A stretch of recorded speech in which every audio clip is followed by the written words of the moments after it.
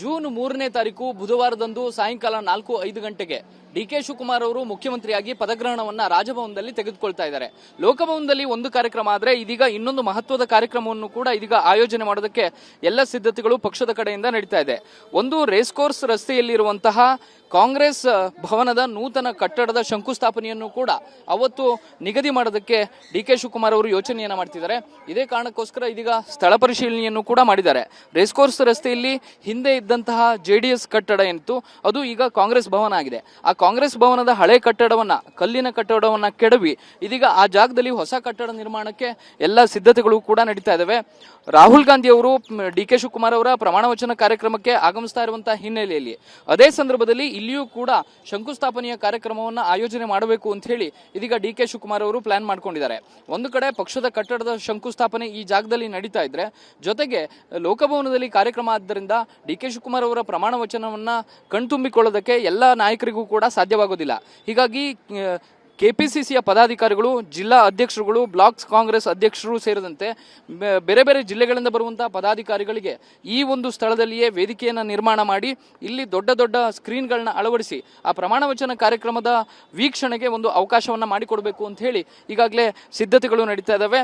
ಒಂದು ಕಡೆ ಡಿಕೆ ಶಿವಕುಮಾರ್ ಅವರ ಪ್ರಮಾಣ ವಚನ ಲೋಕಭವನದಲ್ಲಿ ನಡೀತಾ ಇದ್ರೆ, ಅದೇ ಸಂದರ್ಭದ ನೇರ ಪ್ರಸಾರವನ್ನ ಈ ಒಂದು ಸ್ಥಳದಲ್ಲಿ ಆಯೋಜನೆ ಮಾಡಬೇಕು ಅಂತ ಹೇಳಿ ಈಗ ಸಿದ್ಧತೆಗಳು ಆರಂಭವಾಗಿದ್ದಾವೆ. ಈ ಸ್ಥಳಕ್ಕೆ ಭೇಟಿ ಕೊಟ್ಟು ಪರಿಶೀಲನೆ ನಡೆಸಿರುವಂತಹ ಡಿಕೆ ಶಿವಕುಮಾರ್ ಅವರು ರಾಹುಲ್ ಗಾಂಧಿ ಅವರ ಅನುಮತಿಯನ್ನ ನಾಳೆ ಪಡೆದುಕೊಳ್ತೀನಿ ಅನ್ನುವಂತ ಮಾತನ್ನ ಹೇಳಿದ್ದಾರೆ.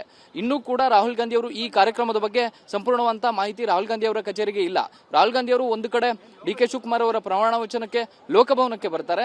ಅದಾದ ಬಳಿಕ ಆ ಕಾರ್ಯಕ್ರಮ ಮುಗಿದ ಬಳಿಕ ನೇರವಾಗಿ ಇಲ್ಲಿಗೆ ಬಂದು ಶಂಕುಸ್ಥಾಪನೆ ಮಾಡುವಂತಹ ಕಾರ್ಯಕ್ರಮವನ್ನು ಕೂಡ ಆಯೋಜನೆಯನ್ನ ಮಾಡಲಾಗ್ತಾ ಇದೆ.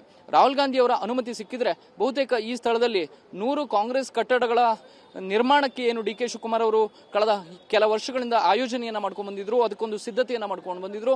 ಅದಕ್ಕೆ ಶಂಕುಸ್ಥಾಪನೆ ಇದೇ ಸ್ಥಳದಲ್ಲಿ ಜೂನ್ 3ನೇ ತಾರೀಕು ಬುಧವಾರದಂದು ನಡೆಯುತ್ತೆ. ಕ್ಯಾಮರಾ ಪರ್ಸನ್ ಬಾಲಾಜಿ ಜೊತೆ ಪ್ರಸನ್ನ ಗಾಂವ್ಕರ್, TV9 ಬೆಂಗಳೂರು.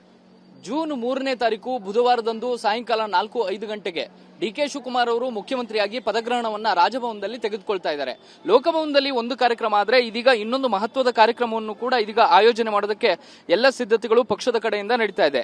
ಒಂದು ರೇಸ್ ಕೋರ್ಸ್ ರಸ್ತೆಯಲ್ಲಿರುವಂತಹ ಕಾಂಗ್ರೆಸ್ ಭವನದ ನೂತನ ಕಟ್ಟಡದ ಶಂಕುಸ್ಥಾಪನೆಯನ್ನು ಕೂಡ ಅವತ್ತು ನಿಗದಿ ಮಾಡೋದಕ್ಕೆ ಡಿಕೆ ಶಿವಕುಮಾರ್ ಅವರು ಯೋಚನೆಯನ್ನ ಮಾಡ್ತಿದ್ದಾರೆ. ಇದೇ ಕಾರಣಕ್ಕೋಸ್ಕರ ಇದೀಗ ಸ್ಥಳ ಪರಿಶೀಲನೆಯನ್ನು ಕೂಡ ಮಾಡಿದ್ದಾರೆ. ರೇಸ್ ಕೋರ್ಸ್ ರಸ್ತೆಯಲ್ಲಿ ಹಿಂದೆ ಇದ್ದಂತಹ JDS ಕಟ್ಟಡ ಏನಿತ್ತು ಅದು ಈಗ ಕಾಂಗ್ರೆಸ್ ಭವನ ಆಗಿದೆ. ಆ ಕಾಂಗ್ರೆಸ್ ಭವನದ ಹಳೆ ಕಟ್ಟಡವನ್ನ, ಕಲ್ಲಿನ ಕಟ್ಟಡವನ್ನ ಕೆಡವಿ ಇದೀಗ ಆ ಜಾಗದಲ್ಲಿ ಹೊಸ ಕಟ್ಟಡ ನಿರ್ಮಾಣಕ್ಕೆ ಎಲ್ಲ ಸಿದ್ಧತೆಗಳು ಕೂಡ ನಡೀತಾ ಇದಾವೆ. ರಾಹುಲ್ ಗಾಂಧಿ ಅವರು ಡಿಕೆ ಶಿವಕುಮಾರ್ ಅವರ ಪ್ರಮಾಣ ವಚನ ಕಾರ್ಯಕ್ರಮಕ್ಕೆ ಆಗಮಿಸ್ತಾ ಇರುವಂತಹ ಹಿನ್ನೆಲೆಯಲ್ಲಿ ಅದೇ ಸಂದರ್ಭದಲ್ಲಿ ಇಲ್ಲಿಯೂ ಕೂಡ ಶಂಕುಸ್ಥಾಪನೆಯ ಕಾರ್ಯಕ್ರಮವನ್ನ ಆಯೋಜನೆ ಮಾಡಬೇಕು ಅಂತ ಹೇಳಿ ಇದೀಗ ಡಿಕೆ ಶಿವಕುಮಾರ್ ಅವರು ಪ್ಲಾನ್ ಮಾಡ್ಕೊಂಡಿದ್ದಾರೆ. ಒಂದು ಕಡೆ ಪಕ್ಷದ ಕಟ್ಟಡದ ಶಂಕುಸ್ಥಾಪನೆ ಈ ಜಾಗದಲ್ಲಿ ನಡೀತಾ ಇದ್ರೆ, ಜೊತೆಗೆ ಲೋಕಭವನದಲ್ಲಿ ಕಾರ್ಯಕ್ರಮ ಆದ್ದರಿಂದ ಡಿಕೆ ಶಿವಕುಮಾರ್ ಅವರ ಪ್ರಮಾಣ ವಚನವನ್ನ ಕಣ್ತುಂಬಿಕೊಳ್ಳೋದಕ್ಕೆ ಎಲ್ಲ ನಾಯಕರಿಗೂ ಕೂಡ ಸಾಧ್ಯವಾಗೋದಿಲ್ಲ. ಹೀಗಾಗಿ ಕೆಪಿಸಿಸಿಯ ಪದಾಧಿಕಾರಿಗಳು, ಜಿಲ್ಲಾ ಅಧ್ಯಕ್ಷರುಗಳು, ಬ್ಲಾಕ್ ಕಾಂಗ್ರೆಸ್ ಅಧ್ಯಕ್ಷರು ಸೇರಿದಂತೆ